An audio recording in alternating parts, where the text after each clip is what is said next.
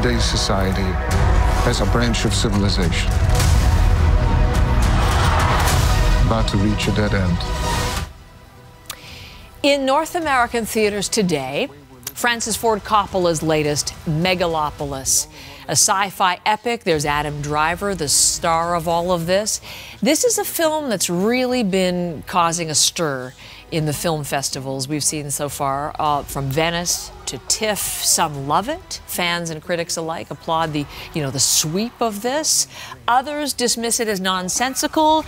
I was just checking the headline for one of San Francisco's papers, Eli. I cannot use the word that it used to describe it in its headline on television. Not a fan. Wow. Eli is here as we talk about Megalopolis. I think we can agree it's a magnum opus. Yeah, and it's kind of a magnet of attention, right? Because guy who gave us Apocalypse Now, the guy who gave us The Godfather, 40 years in the making, 400 pages of notes. He put $120 million of his own money into this from his winery that he had to sell off. Thank goodness the wine worked out, so he's able to pile that into Megalopolis, which is mega everything, a movie about the future of America, about New York, about art versus finance, a film he began working on during the making of Apocalypse Now, a movie so massive, even the trailers remind us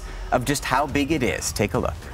Francis Ford Coppola. Now, from visionary writer and director Francis Ford Coppola, comes an event nothing can prepare you for.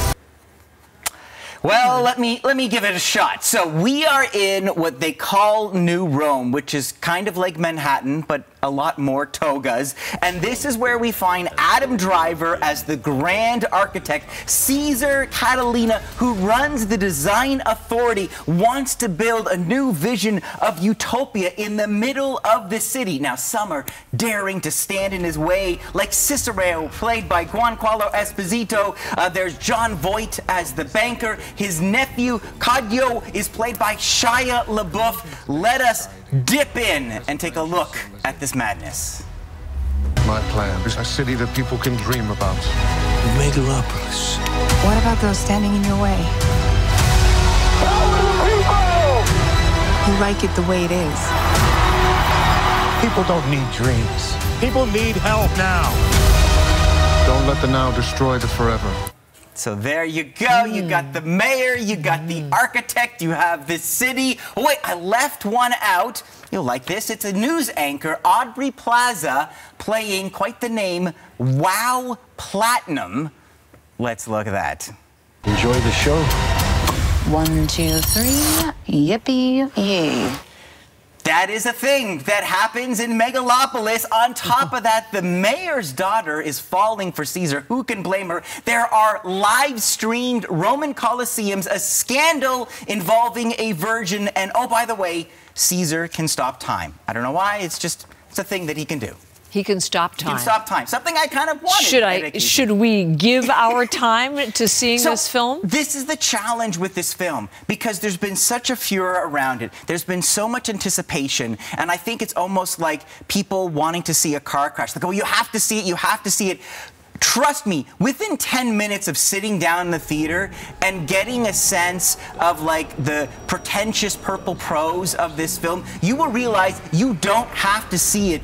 All of that attention, doesn't make it a good movie. It is filled not so much with ideas, but with notions. The foundation of Megalopolis is all sand, just random quotes of Shakespeare, this manifesto about art and vision, but there's no grit, there's no gravity, just this flabby, gold-encrusted spectacle. Now, a few actors, by the sheer force of their personality, break through. Shia LaBeouf just simmering with resentment. Adam Driver is trying to ground his performance, but when you're playing a cross between a poet and a prophet, I mean, what do you do with that? So Coppola has given us this film that's supposed to be a cautionary tale of those who stand in the way of men of great vision. I mean, Shia, there he is the bad guy, and he's the one chanting power to the people. How dare we deny Caesar's genius? So is this about supporting visionaries, or is Coppola Caesar? Is this a cautionary tale of what happens when no one says no, when ego runs amok, and so you wallow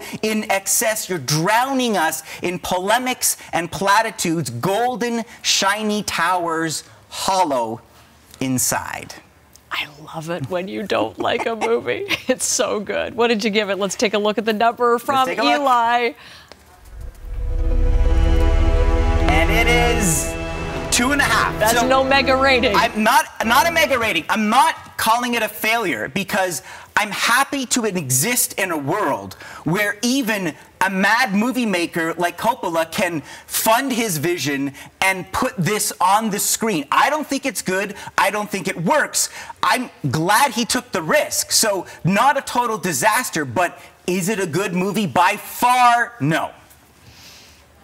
On that definitive note, I shall say thank you. You're welcome. See you.